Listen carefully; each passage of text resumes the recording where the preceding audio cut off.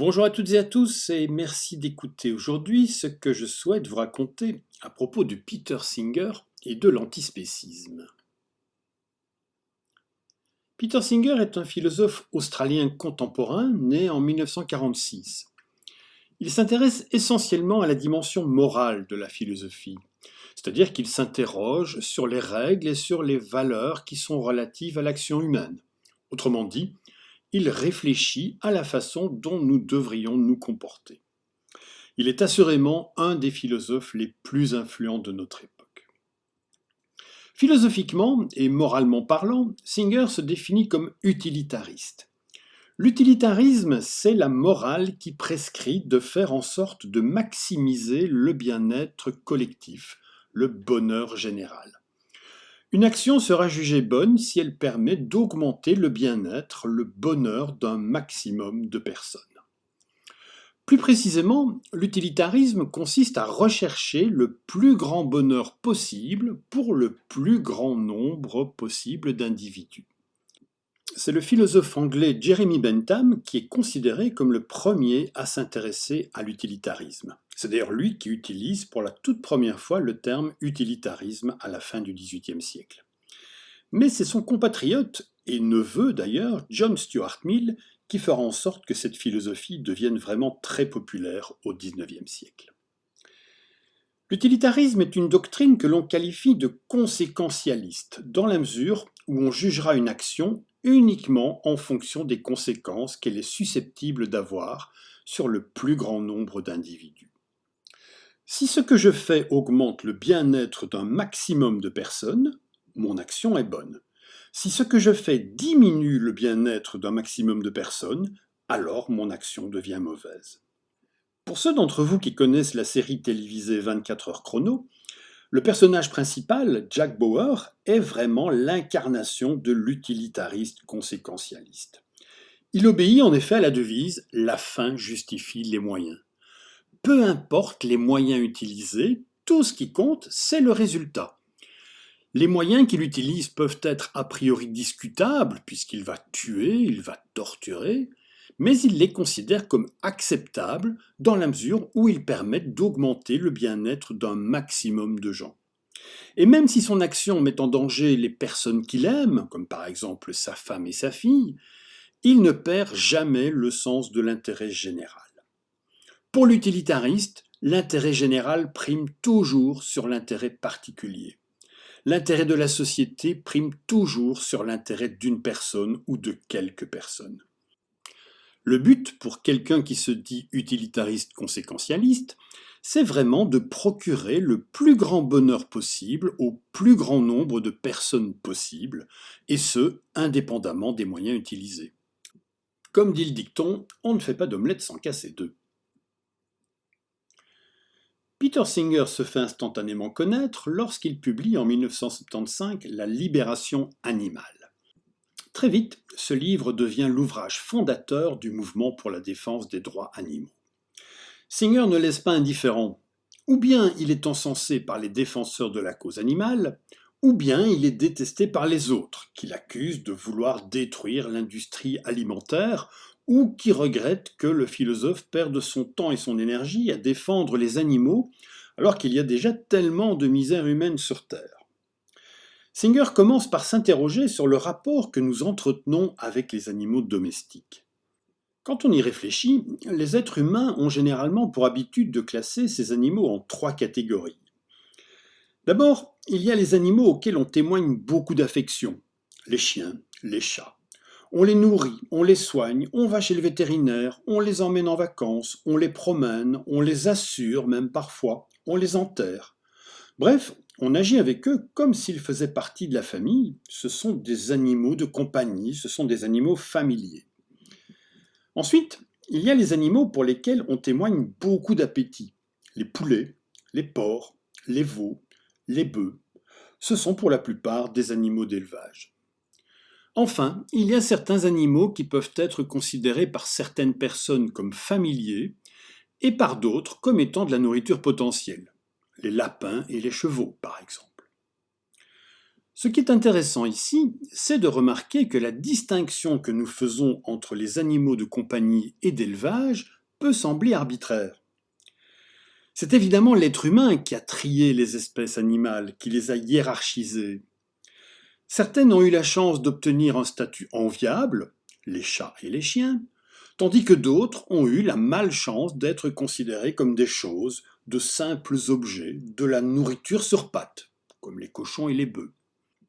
On peut légitimement se poser la question, cette distinction repose-t-elle sur des éléments précis, sur des arguments rationnels, réfléchis, ou bien est-elle complètement arbitraire? Cette interrogation est encore plus légitime quand on s'intéresse à l'histoire d'Esther de Wonder Pig. Comme son nom l'indique, Esther est une truie.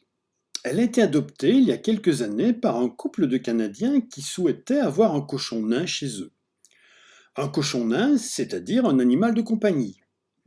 Le temps passant, le cochon nain s'est avéré être un cochon normal. Alors que ce couple imaginait avoir adopté un cochon nain qui, adulte, allait atteindre 7 ou 8 kilos, il s'est retrouvé avec un cochon adulte normal avoisinant les 300 kilos. Bien qu'elle soit finalement beaucoup plus encombrante que prévu, Esther vit toujours dans la maison de ses Canadiens, entourée de ses amis chiens et chats. Et elle est devenue aujourd'hui un véritable phénomène sur les réseaux sociaux, puisqu'elle est suivie par pas moins de 1 400 000 personnes sur Facebook, sans parler d'Instagram ou de Twitter, où elle est également très active. Esther est véritablement devenue aujourd'hui une personnalité emblématique de la défense de la cause animale. Au-delà du côté anecdotique de cette histoire, que certains trouveront même peut-être un peu stupide ou loufoque, cela nous donne en tout cas l'opportunité de nous interroger. En vertu de quoi est-ce qu'un cochon nain a le statut d'animal de compagnie, alors qu'un cochon normal est considéré comme de la nourriture potentielle, du lard, du saucisson, du jambon sur pâte? C'est un petit peu comme si nous avions développé l'idée spontanément que certains animaux méritaient notre empathie et d'autres non. Les chiens et les chats, pour ne citer qu'eux, mériteraient notre empathie, à l'inverse des cochons et des poulets.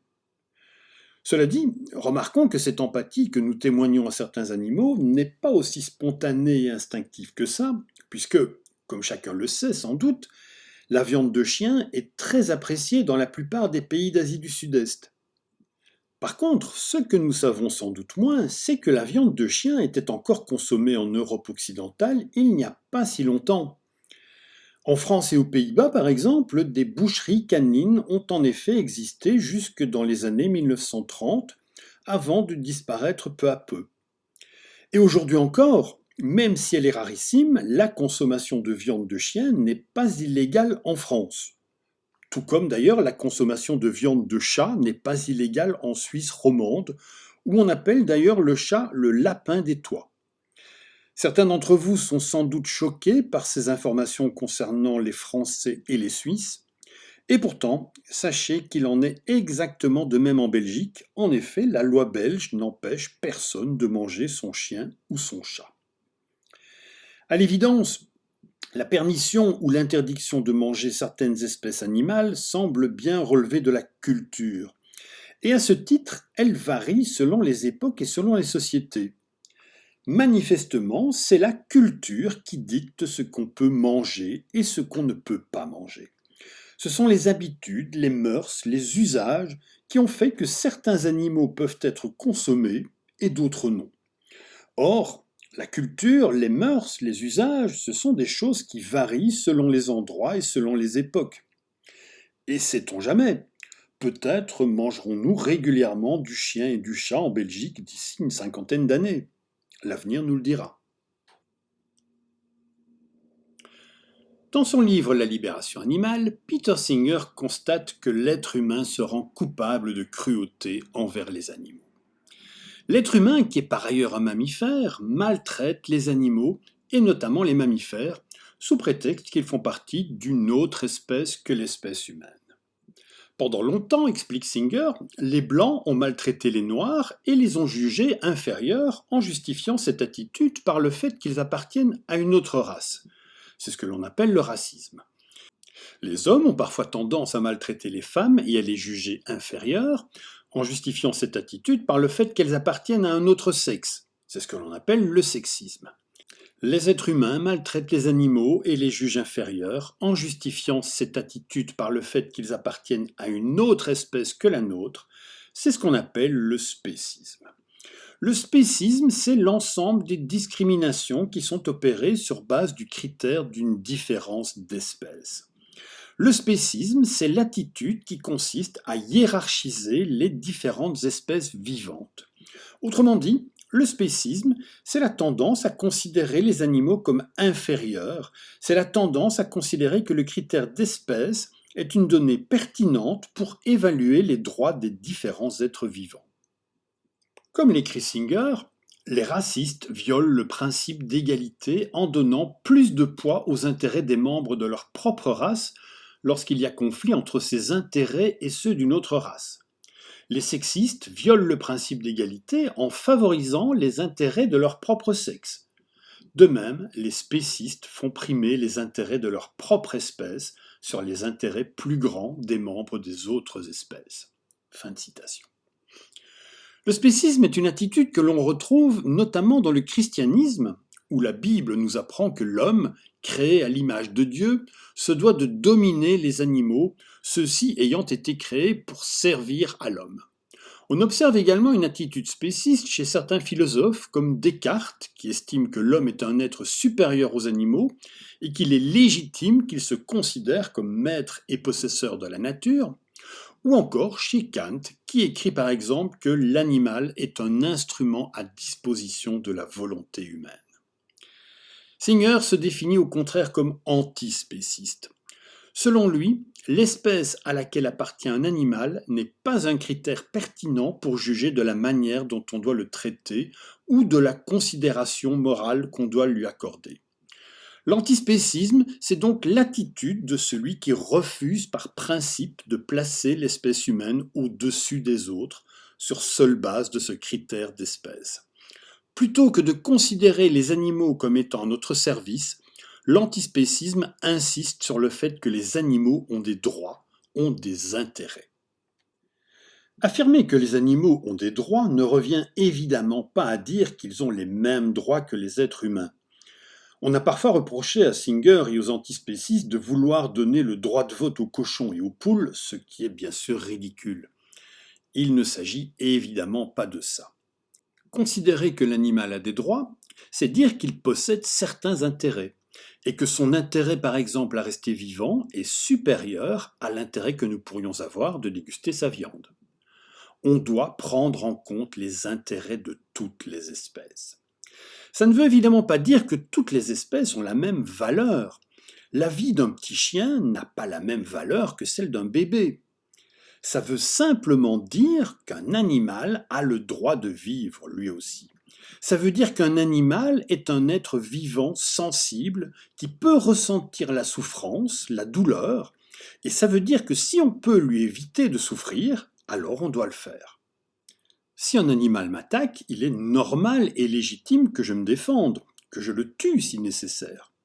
Mais si cet animal ne m'attaque pas, alors il n'est pas du tout normal que je le tue par plaisir ou pour le manger. L'antispécisme revient à considérer qu'on doit prendre en compte les intérêts de tous les êtres vivants. C'est une attitude que l'on retrouve également dans certaines religions, comme l'hindouisme, le confucianisme, le bouddhisme, ainsi que chez certains philosophes comme Pythagore, Montaigne et Jean Méliès, pour ne citer qu'eux. Quand on parle d'antispécisme, on ne parle pas seulement de ce que nous avons dans notre assiette. L'antispécisme, c'est un courant philosophique et moral, c'est un véritable mode de vie qui ne concerne donc pas seulement notre pratique alimentaire. Pour bien comprendre cette philosophie de vie, il n'est peut-être pas inutile de commencer par préciser ce que signifient les notions de véganisme, de végétarisme, de végétalisme, de flexitarisme et même de pescétarisme, ces 4 dernières notions étant exclusivement des pratiques alimentaires. Le végétarien, c'est celui qui renonce à consommer de la chair animale sans pour cela renoncer aux œufs, au miel et aux différents produits lactés comme les yogourts et les fromages par exemple. Le végétalien, c'est celui qui s'interdit de consommer tout ce qui provient d'un animal, donc il ne mange ni viande, ni œufs, ni lait. Comme son nom l'indique, il ne consomme en fait que ce qui provient du règne végétal. Le flexitarien, quant à lui, est souvent vu comme une espèce de végétarien parfois un petit peu paresseux ou simplement poli. Dans les faits, c'est quelqu'un qui diminue sa consommation de viande de manière assez significative, mais sans la supprimer totalement.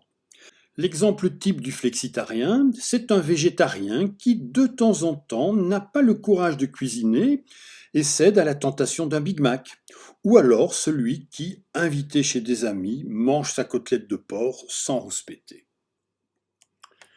Enfin, le pescétarien désigne un végétarien un peu light, dans la mesure où il s'autorise à consommer des poissons et des fruits de mer, tandis que l'omnivore, comme son nom l'indique, mange de tout, c'est-à-dire à la fois des produits d'origine animale et des produits végétaux. L'antispécisme, comme le véganisme, sont bien plus que des pratiques alimentaires.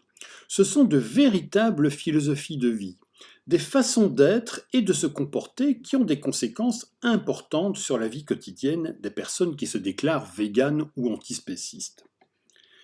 La différence entre ces deux philosophies, entre ces deux modes de vie, n'est pas toujours facile à déterminer précisément, d'autant que tous les véganes ne sont pas toujours d'accord entre eux, et tous les antispécistes non plus. Essayons quand même d'y voir un petit peu plus clair.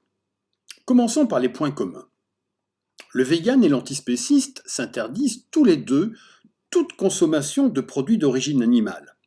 Ils ne mangent pas de viande, pas de miel, ils ne boivent pas de lait. Ils s'interdisent aussi toute utilisation de produits d'origine animale.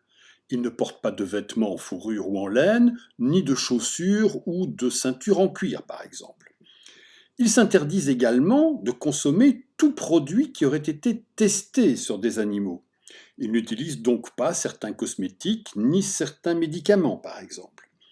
Enfin, le vegan comme l'antispéciste sont tous les deux opposés à toute activité ou toute manifestation qui peut nuire aux animaux. Ils sont donc opposés à la chasse, à la pêche, à la corrida, aux ménageries dans les cirques, aux jardins zoologiques, etc. À l'évidence, il existe donc de nombreux points communs entre le véganisme et l'antispécisme. Dès lors, qu'est-ce qui les distingue ? Le vegan semble être quelqu'un qui, par compassion ou par choix éthique, a décidé de ne plus consommer ni exploiter les animaux de quelque façon que ce soit. Il cherche à exclure, autant que faire se peut, toute forme d'exploitation et de cruauté envers les animaux, que ce soit pour se nourrir, s'habiller ou pour toute autre raison. Le véganisme pourrait être la conséquence d'une prise de conscience personnelle qui a pour résultat que le vegan modifie à la fois sa pratique alimentaire et son mode de vie quotidien. L'antispéciste semble, je dis semble car je formule ici une hypothèse, davantage intellectualiser sa démarche, en l'appuyant par exemple sur le principe qui consiste à refuser de placer l'être humain au-dessus des animaux sur seule base du critère d'espèce. Il semblerait aussi, et j'utilise ici le conditionnel, qu'il y ait une dimension militante beaucoup plus présente chez l'antispéciste que chez le vegan. D'une certaine manière, c'est comme s'il y avait chez l'antispéciste un désir d'universalisation de son choix de vie. Là où le vegan dit « je ne veux pas participer à quoi que ce soit qui cause la souffrance, l'exploitation ou la mort d'un animal, et donc je m'abstiens d'en consommer et d'en utiliser », je ne souscris pas à ce système et par conséquent, à titre personnel, je m'en retire, l'antispéciste va plus loin, disant « nous ne pouvons pas participer à quoi que ce soit qui cause la souffrance ou la mort d'un animal. Nous devons nous abstenir d'en consommer ou d'en utiliser. » Et il ajoutera, assez souvent en tout cas, les abattoirs doivent donc fermer, les corridas doivent donc cesser. Il y a chez les antispécistes un prosélytisme qu'on ne retrouve habituellement pas chez les véganes, et qui se manifeste lors d'actions souvent pacifiques, comme par exemple la distribution de tracts lors de manifestations, pour informer la population sur les conditions de vie des animaux d'élevage industriel, par exemple. Mais ce prosélytisme, ce militantisme très actif, peut aussi se manifester lors d'actions qui se révèlent parfois un petit peu plus musclées, comme par exemple le fait de pénétrer illégalement dans des abattoirs pour y filmer ce qui s'y déroule réellement, le fait de vandaliser des vitrines de boucherie, le fait de bloquer le camion d'un éleveur et d'en libérer de force les animaux, etc. Certains antispécistes, même s'ils ne constituent pas la majorité, se donnent la mission d'éveiller les consciences par tous les moyens possibles, fussent-ils illégaux. Certains se considèrent en effet comme des guerriers de la cause animale et ils sont convaincus que seules des actions coup de poing, seules des actions illégales, seule la violence finalement peuvent réveiller les consciences endormies de la population omnivore. Dans son livre La libération animale, Singer nous invite donc à prendre en considération les intérêts de tous les êtres vivants sensibles. Or, selon lui, le seul critère adéquat qu'on puisse prendre en compte en ce qui concerne les intérêts des êtres vivants, c'est leur capacité à ressentir de la souffrance. Les animaux ressentent de la souffrance et il est évident de dire que les animaux ont intérêt à ne pas souffrir. Une pierre n'a pas d'intérêt car elle ne peut pas souffrir. On peut marcher dessus, la jeter, rien de ce qu'on lui fait ne peut avoir de conséquences sur son bien-être. À la différence des pierres, les animaux, comme les êtres humains, ressentent la douleur et possèdent donc des intérêts. Certains diront peut-être « Oui, mais ce ne sont jamais que des animaux après tout ». Et c'est vrai, mais rien ne nous permet de juger que la souffrance animale est moins importante ou moins grave que la souffrance humaine. Les animaux ont intérêt à ne pas souffrir. Or, l'être humain se rend coupable de cruauté particulière à l'égard des animaux. Et parmi les mauvais traitements qui sont infligés aux animaux, il en est deux auxquels s'intéresse tout particulièrement Singer. Le premier, c'est l'expérimentation animale. La Belgique est un tout petit pays. Et malgré ça, on estime que chaque année, entre 200 000 et 600 000 animaux sont utilisés dans les laboratoires de recherche. À l'échelle mondiale, on parle de plusieurs dizaines de millions d'animaux utilisés chaque année. Tous ces animaux subissent systématiquement des violences qui entraînent évidemment beaucoup de souffrance et qui aboutissent, dans l'immense majorité des cas, à la mort. Il ne s'agit bien sûr pas d'une mort digne, sereine, paisible ou indolore, mais bien d'une mort dans d'atroces souffrances. La communauté scientifique se justifie évidemment en affirmant que l'expérimentation animale est indispensable pour l'avancée des recherches dans le domaine médical. De nombreux scientifiques ont critiqué Singer et les antispécistes en disant « Attention, à cause des défenseurs des droits des animaux qui veulent nous empêcher de travailler, d'expérimenter, la santé des êtres humains est menacée. » La question sous-jacente ici, c'est a-t-on le droit, en tant qu'être humain, d'utiliser l'animal comme si c'était un simple objet, pour en tirer un bénéfice éventuel mais très incertain pour notre santé? Peut-on considérer les bêtes comme des choses sans grande valeur, qui ne comptent pas vraiment, et dont on peut faire ce qu'on veut? Est-ce qu'on a le droit de penser que l'animal est au service de l'humanité? Singer critique évidemment les tortures et les souffrances multiples et répétées subies par tous les animaux dans les laboratoires, mais il conteste en plus l'intérêt scientifique de ces expérimentations. Selon lui, en effet, sur les dizaines de millions d'expériences différentes déjà réalisées en laboratoire, seules quelques-unes ont contribué à une avancée médicale significative. Bref, l'utilisation d'animaux dans la recherche est tout sauf indispensable.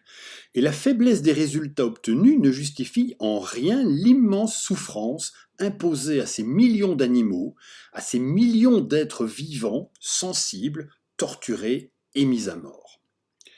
La seconde preuve de cruauté de l'homme à l'égard de l'animal, le second mauvais traitement infligé par les êtres humains aux bêtes, c'est l'élevage industriel, l'élevage intensif, l'élevage en batterie.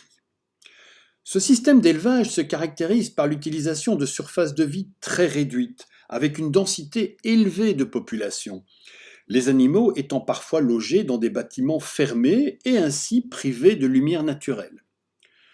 Ce type d'élevage a évidemment des avantages économiques. En effet, il permet de produire de la viande, des œufs, du lait et encore d'autres choses à des prix de revient bas, ce qui permet une accessibilité plus grande à ces produits. De plus, la production n'est plus dépendante des aléas climatiques. L'intérêt économique, pour le producteur comme pour le consommateur, semble évident. Maintenant, voyons le point de vue du produit, de la production, le point de vue de l'animal. Manifestement, la souffrance est présente à chaque étape de sa vie, la souffrance est permanente. On doit savoir que les poulets que nous mangeons et qui ont été élevés en batterie ont subi une opération de débécage.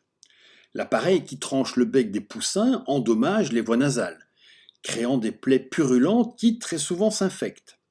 Ils grandissent dans des hangars violemment éclairés, dans des conditions de surpopulation extrême.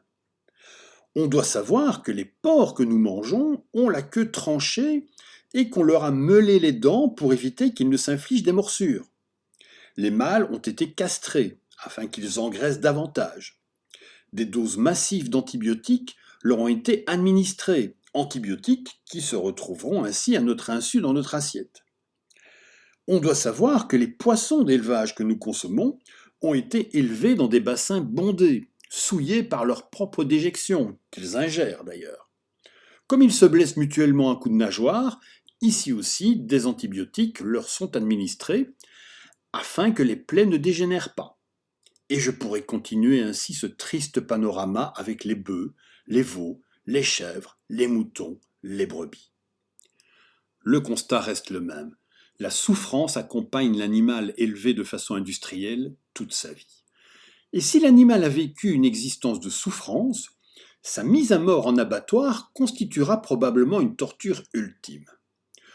On le sait tous, il est très difficile de pénétrer dans un abattoir, de visiter les coulisses d'un abattoir et a fortiori de filmer ce qui s'y passe vraiment.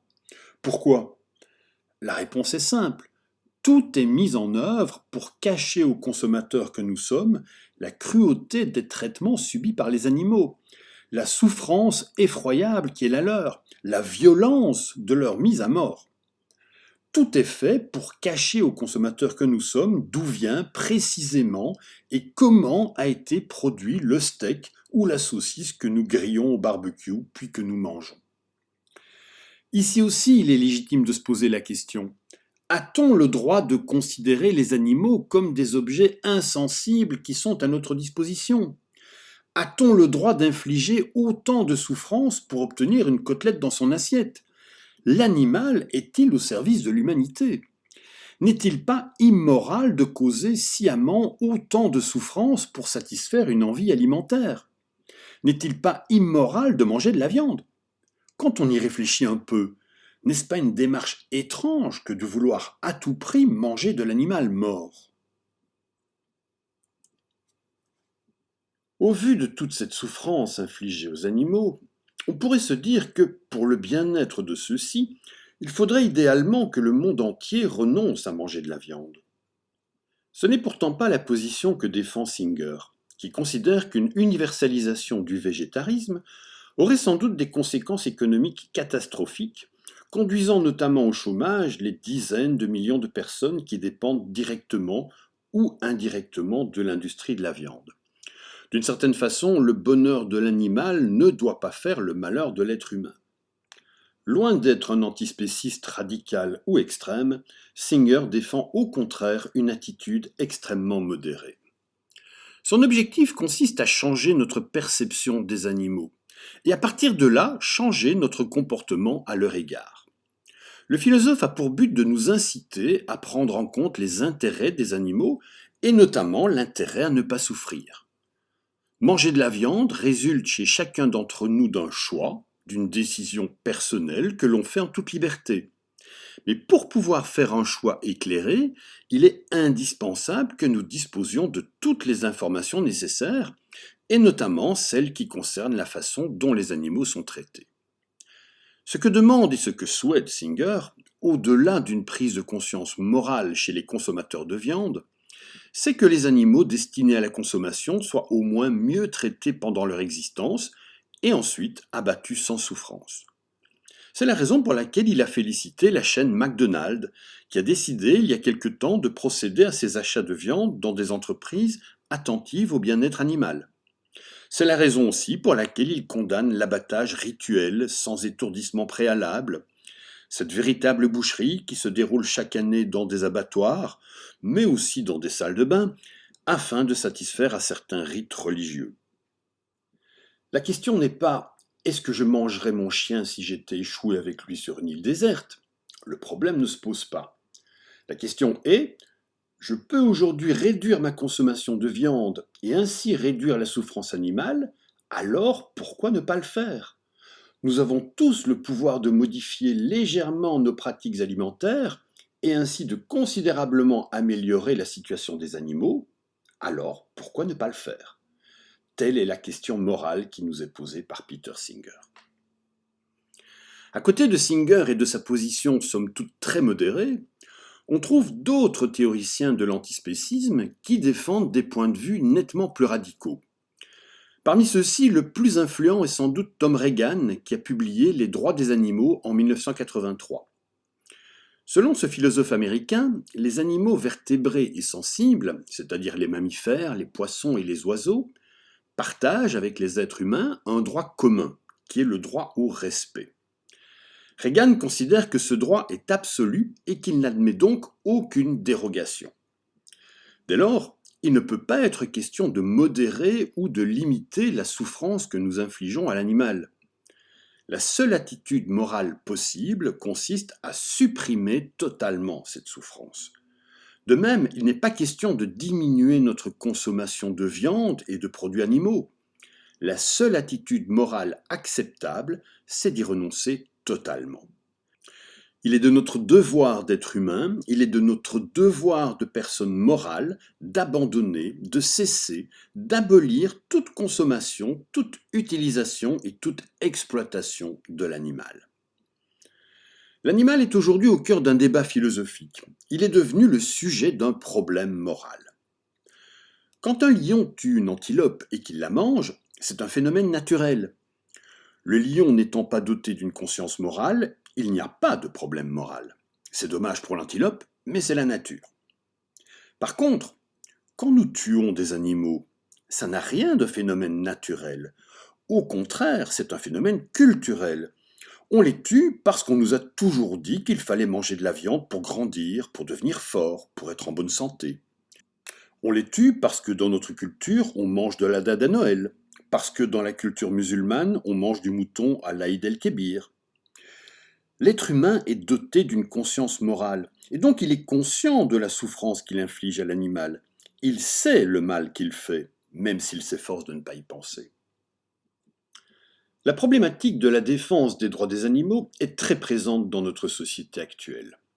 De très nombreux ouvrages en parlent, parmi lesquels on peut par exemple citer Zoopolis, écrit par les philosophes canadiens Donaldson et Kymlicka en 2011, qui fait figure de référence en ce qui concerne la défense des droits des animaux. On peut même aller jusqu'à dire que les animaux font leur entrée en politique, puisque apparaissent désormais sur l'échiquier politique des partis ouvertement antispécistes réclamant davantage de droits pour les animaux. On peut par exemple citer le parti Dir Animal, créé en Belgique en 2018. À l'évidence, qu'on y soit sensible ou indifférent, une transformation des mentalités est en train de s'effectuer peu à peu. La frontière entre l'humain et l'animal devient plus floue, au point de disparaître progressivement. Grâce aux travaux de différents chercheurs, scientifiques, psychologues, éthologues, philosophes, on prend conscience que l'animal est un être sensible, qui peut penser, qui peut apprendre, qui peut transmettre.